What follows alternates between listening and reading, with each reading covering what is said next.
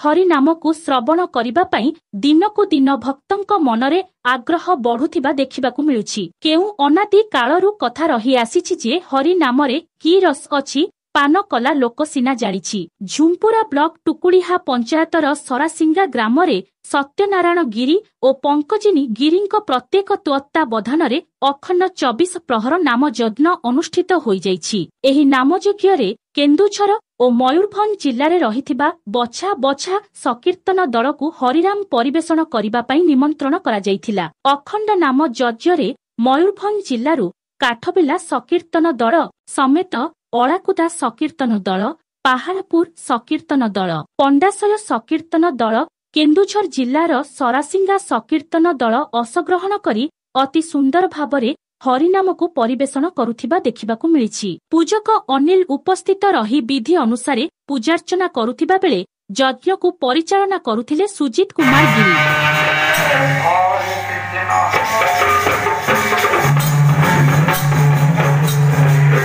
Bureau report Baitarani Khabar.